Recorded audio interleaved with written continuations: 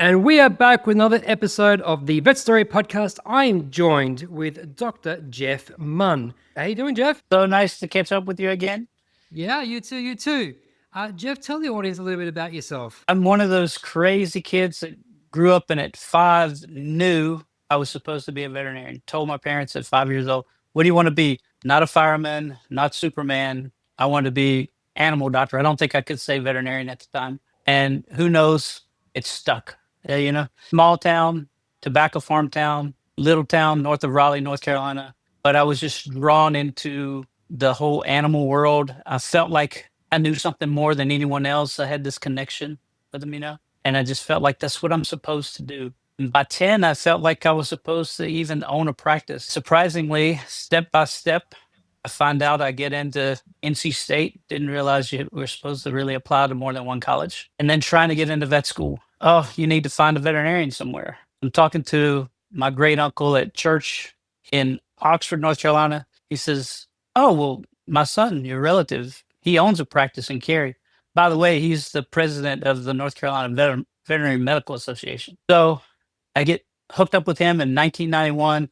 I started doing odd jobs and I'm in the kennel. Fast forward to today, I've been a practice owner since 2002. Opened with a classmate of mine. I did not get into vet school the first time. So that challenged me into that identity of I'm a veterinarian. Well, you didn't get in. Now what do? You go again. So I got in the second time. Classmate in that class I got into ends up being my partner here outside of Charlotte. And we've owned Popular Animal Hospital since its inception, nothing on the ground in '02 to 20,000 clients seen now in 2024. 2025, we're going to exceed it. So it has been a whirlwind tour. Now I'm actually did some speaking for Zoetis. I had a personal kitty cat who had a lot of arthritis problems. And in the cat world, we just didn't have a lot for him. So when we came up with some neat new options, I looked into it and got so excited about it. Did some speaking for those guys. I'm now an officer in our Toastmasters group. And in about 2017, I got interested got a pull toward this entrepreneurial faith group that I was in for a good while, probably about 3 years after that. And now I'm trying to get veterinarians to see what I've been exposed to on that entrepreneurial side. Burnout is a big word. And I learned some concepts that allowed me to start the day. You've probably played that one of the fighting games with the little bar at the top. Street Fighter. Yeah, Street Fighter. As you can imagine, you need to start your day and you need to start that battle at least 100%. And I was starting my day at 40, grab the coffee. And in the veterinary world, we get very hyper-focused on the one thing, what in our vernacular in the warrior group is called the business. So you have 4 quadrants, right? So imagine that there's 4 boxes here. You have your body, have your B, which is your relationship with your higher power, higher consciousness, divine, whatever, God, what you want to call it.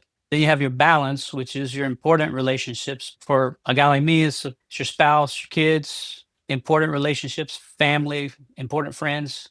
And then you got your business. And if you focus on the one, I was recently hit with like my body stopped working. I had a meniscal tear at the same time I had a weird bursitis, immune-mediated thing in my shoulders.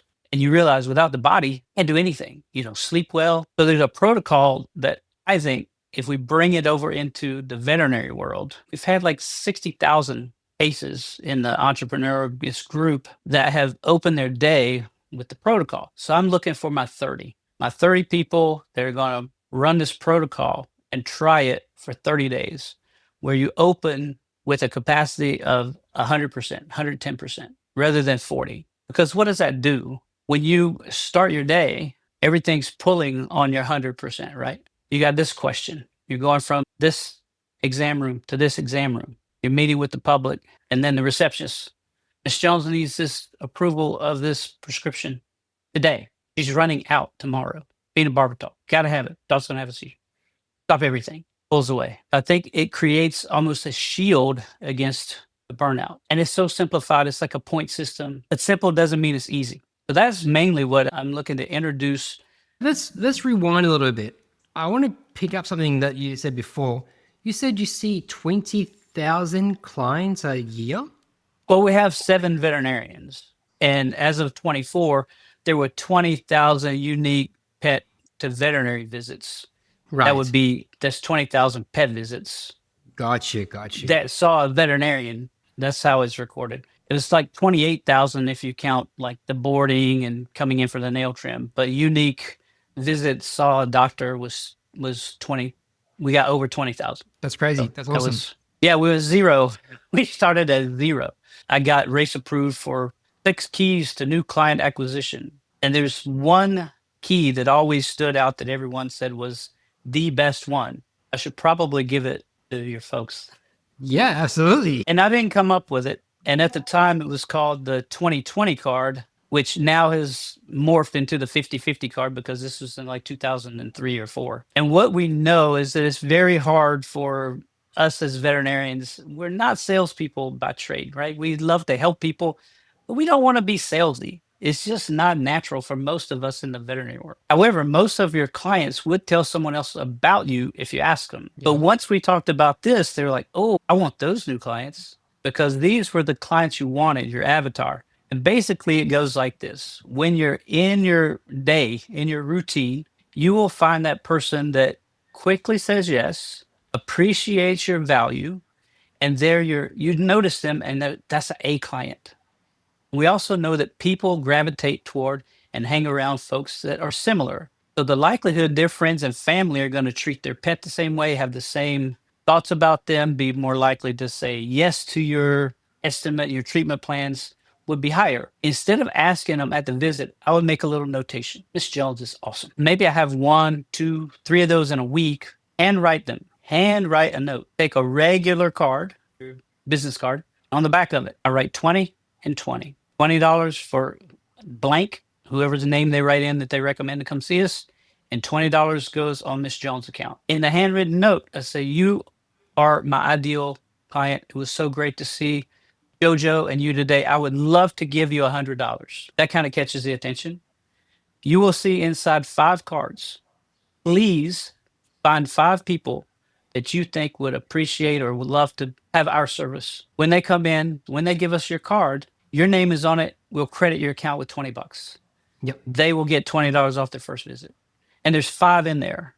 $100. The craziest thing will happen is you will begin to find 2 or 3 of these people per day. You reflect on those folks. Those are the people that build you up during the day, not the clients that were the most difficult to get to say yes to anything. So you reflect on the ones that were the best clients, and you get to write them a note, and you get to put the 5 cards, and you get to give them something. But that is something called super spreaders. Occasionally, you'll find the people that can't stop talking about my dentist is the best. Oh, if you need to go to a gym, this lady over here is the best at burn boot camp or whatever it is. They're called super spreaders. I call them super spreaders. Now, that got a bad name in COVID, but I mean the good Yeah. super spreaders. So what you'll find, here's the thing. We have I can think of at least 2 people right now. If I send them 5 new cards, they probably have me 3 cards coming in the next 2 weeks. As soon as that happens, as soon as I get the second or the third card, and it's 2 weeks, guess what? They get another letter with 5 more cards. But now it's $50 and $50. So now we're giving them, $250 to refer to us and give $50 off the first visit. And you can do this every week. You can spread this to your other doctors. And guess who knows these folks better than anyone? Your staff members.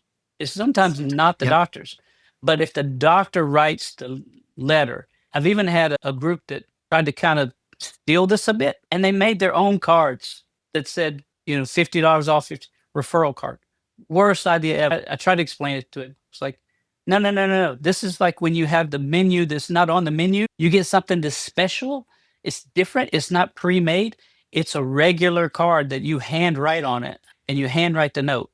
You send it by regular mail. All the stuff that built into that letter, you destroyed when you made here's your referral program. card. Yeah. So So it that's is a that one. referral program, but not the wording of a referral program. This is a personal invitation to spread the love. But those little things, just like I'm working on a new race approved thing. It's harder to get stuff race approved than I thought. But the next one's called Master Your Exam Room. Now it's a little bit harder. Yeah. So I don't know. The next one I was working on is Master Your Exam Room. It's the really the small things, like when you go in that exam room, how you create that confidence, competence, and make it stick so that owners will now trust you with their pet. That's a bigger ask now than it was 20 years ago. Like, it's not their kid, but it ain't far from it anymore. Trusting you with this. Yeah. Yeah. How am I sure you're my guy? And the biggest one point out of that one that I would do is pregame. Pregame. You have to pregame this. I've shared this with a few colleagues, and they're like, "Oh, that is huge. It's 30 seconds, but when you come out of the exam room that you just euthanized the pet, your emotions have been out there within 5 minutes, and you're probably behind. You got to get into the next exam room. You have to pregame. You have to reset. You cannot go right in that room. Take the 30 seconds. Tiger Woods does not play his first hole of golf without pre-gaming, without his pre-routine. Tony Robbins, have you seen him bounce on his rebounder? He has to prime himself before he gets on the stage. You have to I do a Joe Dispenza deal. A deep breath in, 3 of them, 5 seconds in, 2 hold, 7 out. Activates your parasympathetic nervous system, resets so that you can be absolutely present for the new puppy. When you walk in the room, they are your complete focus for that next period of time. Because we're so good when we're doing eye contact, micro movements, you will know if in my mind I'm not here with Reese. If I'm thinking about, oh, did I call that person back? My daughter has an exam today. Did I send her a text yet? You can tell if someone's not quite there. So that being present is probably the biggest charisma steal that you can do, from Arnold Palmer to Obama to Clinton. Those charismatic people, they could in seconds feel that connection because you knew they were there. They're not somewhere else. They're right there. Yep. So that's the biggest one I can tell you. I love the part where you said, be in the moment and obviously taking that breath just to pregame. I like that. Talk to me about your new 30-30 program. So when I got in this group, I saw people making funnels, learning about entrepreneurship, funnels and everything. And there was this one guy he could bring in revenue of millions of dollars selling stocks. They became huge. But what he was trying to teach us was, if you created a funnel, you're selling a piece of item or goods. He was selling one pair of socks, but he learned that if he put the little highlight button around 3 pairs of socks, he would triple his order. He was a genius at it, but then he would be broke 2 weeks later, a month later. So the stories part, along with what was considered the how to expand and how to create the window of capacity for that morning ritual, we call it a core 4, those 4 quadrants. And basically it became a gamified thing. Takes me about an hour and a half to get 4 points before my day starts. So move the body category. That's fuel and fitness. Put something good in the body. I do AG1. I know it's probably overpriced, but it comes to me automatically. It works. I read a chapter and I summarize or get in with, my spirituality thing. I do a meditation, usually a breath work. So I actually I have a running set of these that I'm going to put out for my 30 folks that want to jump in on this with me. And then the balance, I'm going to send a text to my daughter or my son or my wife. Hey, today's going to be a great day. Something, just something. And then 2 things. So you get a half a point for each one of these things. Something that I discover and declare in my business world. Maybe it is how much eye contact is good in the exam room that I'm working on my mastering your exam room world. One thing that can increase your compliance when you present the estimate to the client as to where you stand or sit as you present. Have you heard of this? No. If you stand across the table, the way our exam rooms are set up, because we have a table, you are in a combative stance. You're standing completely 180 degrees perpendicular to each other. If you shift yourself to where you're at the end of the table and you're 90 degrees, you're more adjacent. It's less friction automatically. If you sit next to them on the bench, the seat, as you show them, now you're right next to them. You're on the same team. This is the plan to help Fluffy. Compliance goes up by almost 50% for 2 things. One, if you sit for 10 seconds, they take it that you took more time with them than if you're standing. Even if you sit next to them for 10 seconds to walk through the estimate. And we are helping Fluffy. Not, this is what I'm saying we need to do. Let's spin the numbers around, shove them toward you like the negotiation guy.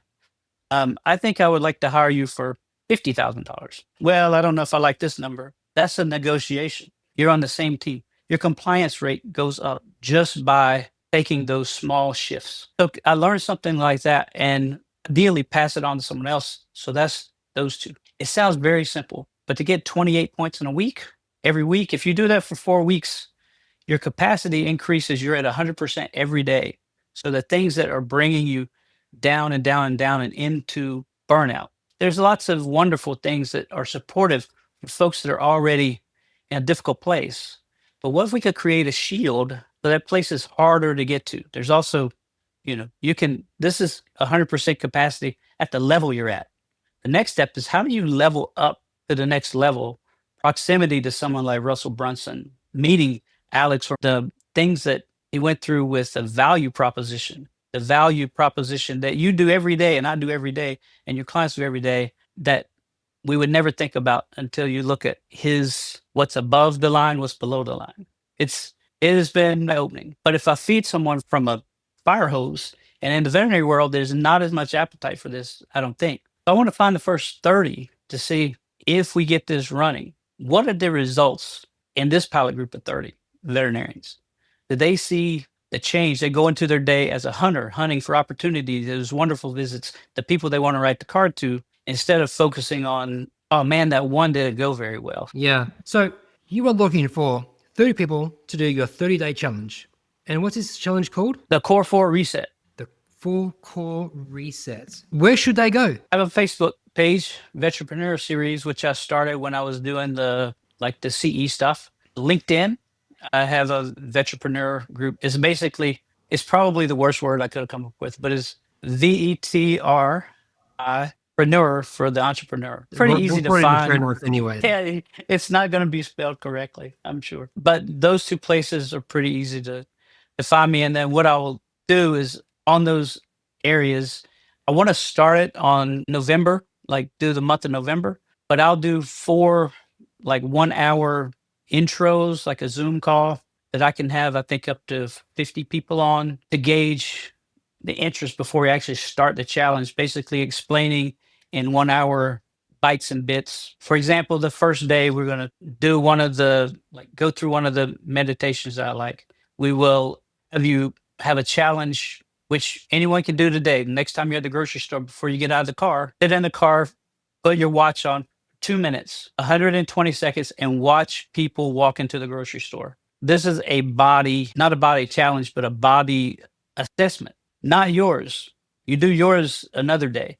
But the first day is to look at all the people going in and out of the grocery store, to watch how many people have difficulty doing that with their body.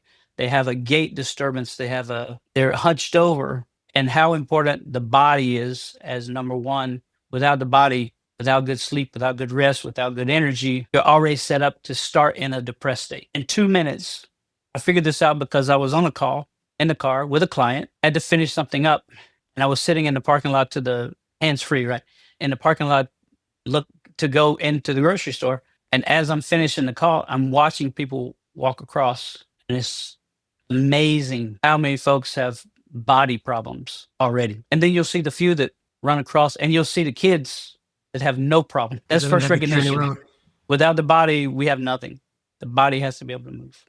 And then we kind of go from there. Awesome. So this program is really for the individual rather than the practice. Is that got out of this? It is, but what's interesting is there's that camaraderie that happens when you get a group.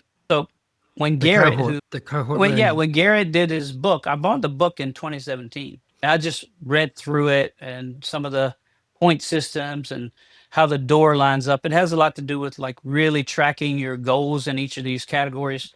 Once I got into a challenge group, it was called the Launch Group, and it was maybe about 50 of us, but there's about 6 guys really that kind of were on the same age cycle I was and things like that. We would chat through our little chat portal in there, and I've got at least 3 of those guys I talk to once a week now, and that was 3 years ago. So the benefits of that weekly call, we call it a return and report. Hey, did you put your hand up, put in the Zoom chat?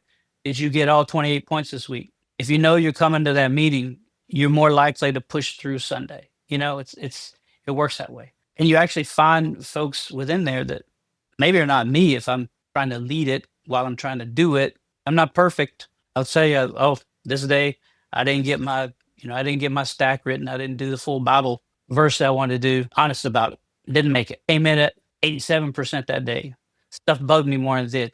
Reinforced the fact that this helps and needs me to do it. So yeah, I think the group part is important too. It is individual, and you're probably not going to have two people at your practice, maybe, but you'll find someone that's 2 years out. Oh, we had mentorship. That was great. What happened year 2, 3? That's gone. Maybe I need a little something like this that can fill that gap, get me over that hump where I'm supposed to be out on my own now. The training wheels are off, but that imposter syndrome still creeps up, that version of, oh, but you're really not good enough yet. Bad No. news, 30 years later, you still get that. When I'm doing a surgery that I've opted myself into that's a little bit on the edge of what I'm like beyond the comfort zone, that's how you grow. So we're all there. And if you're waiting to have the mentorship to get you past where you ever feel like you're not a little bit worried about something, you never get there. You're always growing, and that area is still going to hit you Every day. every day. Oh, yeah, absolutely. If you're not uncomfortable, not developing. That is the quotation that I like to say a lot. I'd like to ask a question, Jeff. What is a tidbit or a top tip that you'd like to give audience today? I have a client that is an author, and I was started to do some speaking with Zoetis, and he had recommended Toastmasters for me, which I hadn't really thought of. Yep. And I have found some benefits that I will put on my site with like LinkedIn and stuff about how veterinarians I think could benefit from some of the things in Toastmasters. So you get up, you give speeches, there's an agenda. It has a pretty common flow no matter what Toastmasters group you're in. But some of the things that we do there, having been in it now, getting kind of pulled into leadership with that, what they call it table topics, where you get a topic and you have to speak on it for a minute and a half, a minute to 2 minutes. It really makes you organize your thoughts in a quicker pattern, like improv your thoughts. Yep. And to me, when you're like young veterinarians, I think should do a year of it, because making your mind and how to give a 1-minute speech on any topic will also prime your gears and get you some reps when that owner and you're trying to close up a 30-minute appointment and say, well, I think what we need to do for JoJo's vomiting today is this is what is likely going on. Here's how we treat it. Like that summary thing, making your brain thinking that to explain it to an owner are little nuggets in Toastmasters, which most of the time you would think, well, if I'm not trying to get a job, if I'm not trying to give a speech, you wouldn't see these little nuances of how it can help in the veterinary world. But a lot of people don't even know about them. Evaluations, if you have to evaluate someone, the way they do evaluations also helps you think about how will you present your evaluation when you're doing performance evaluations. Let's talk about the good stuff. Let's talk about the challenges. Let's talk about where you can improve without having it be the work, not the personal. So No, that I understand. Absolutely. Jeff, thank you so much for joining me today. I really do appreciate the conversation. I love what you're doing, and I can't wait to hear more about it later. Thanks so much. Take care now.